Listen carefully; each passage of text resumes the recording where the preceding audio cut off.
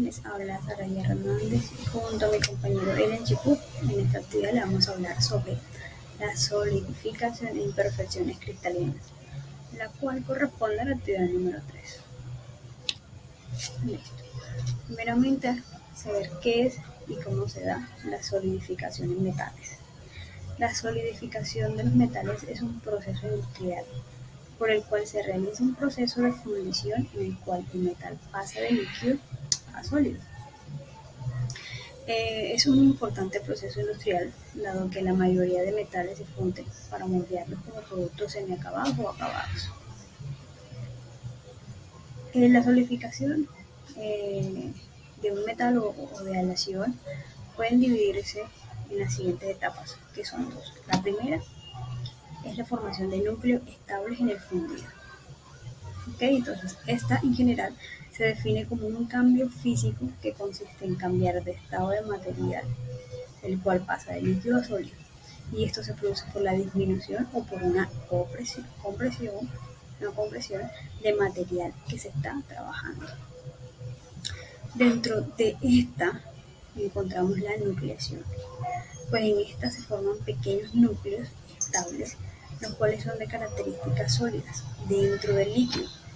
Se puede identificar dos tipos de nucleación. Está la homogénea, que es la más simple, ya que se da en el líquido fundido, cuando el metal proporciona por sí solo los átomos que forman los núcleos. Y en esta clase de nucleación hay dos tipos de energía. ¿Cuáles son? La libre volumétrica y la energía libre superficial. Y por otra parte está la nucleación heterogénea. En esta ocurre en un líquido sobre la superficie del recipiente cual la contiene dentro de esta, y se identifica impurezas insolubles de otros materiales tipo estructural, los cuales disminuyen la energía necesaria ¿para qué? Para formar el núcleo estable.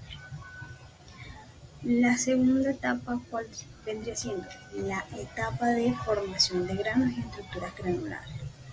En esta etapa de crecimiento del núcleo es donde se va a ver el proceso de solidificación, donde los átomos del líquido se unen a los sólidos, formando de esta manera grandes estructuras cristalinas.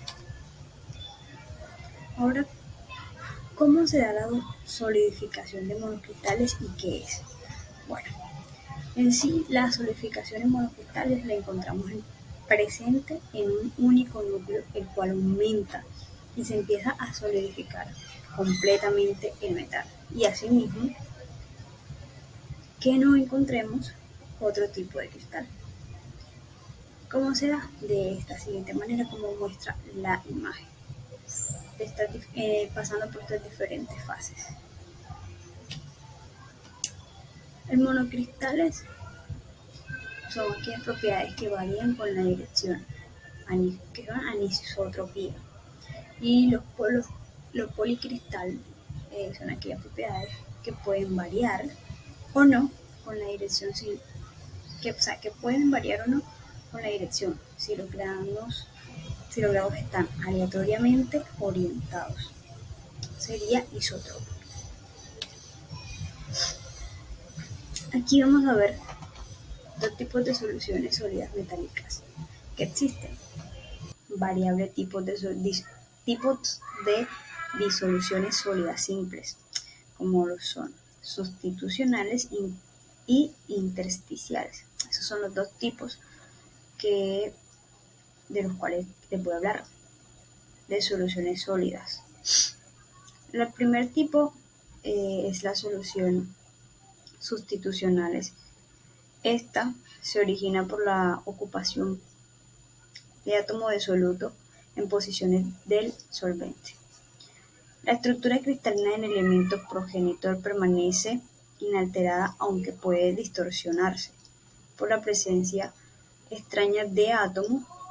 En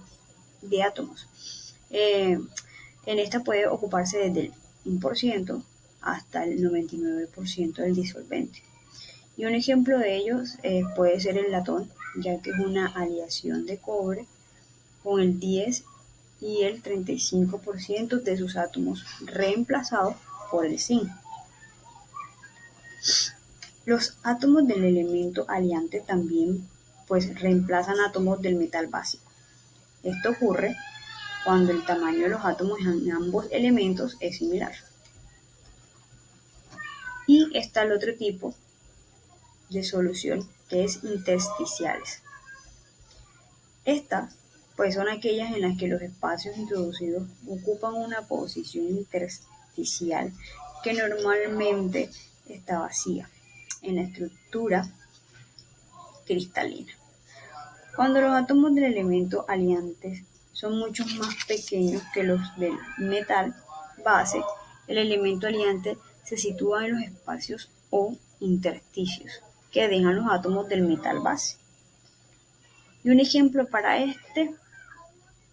pues, es el de acero, ya que en el carbón se sitúa en los intersticios que dejan los átomos del hierro. Ahora los dejaré con mi compañero Elian, el cual les va a seguir explicando un poco más sobre el tema. Soy el compañero Elian y voy a seguir presentando las diapositivas del tema imperfecciones cristalinas. Estas dos anteriores son las más simples y con estas disoluciones sólidas podemos llegar a otras más completas, en las cuales encontramos que se dependen clasificar según el estado de materia en el que se encuentren. ¿Qué son las imperfecciones cristalinas y qué tipos existen? Las redes cristalinas no siempre son perfectas y encontramos las imperfecciones cuando no todos los átomos ocupan su lugar en el orden adecuado y afectan las propiedades. Los defectos cristalinos se dividen en tres grupos, en función de sus geometrías puntuales, líneas y superficies de cada uno de los grupos incluyentes, distintas variantes, con orígenes y defectos particulares sobre cada materia. Las imperfecciones de las redes cristalinas se dividen en defectos puntuales, defectos de línea de dimensión, defectos de superficie que amplían las dos dimensiones.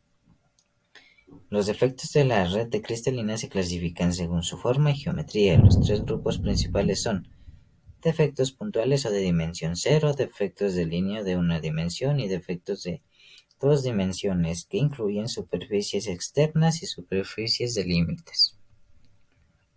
¿Qué técnicas experimentales existen para su detección? Métodos electroquímicos, voltamperometría cíclica, arreglo experimental, microscopios de barrido. Estas imperfecciones de la estructura cíclica en una área del material, los principales efectos son la misma superficie y las fronteras de los gramos. Muchas gracias, esta ha sido la presentación de la actividad 3.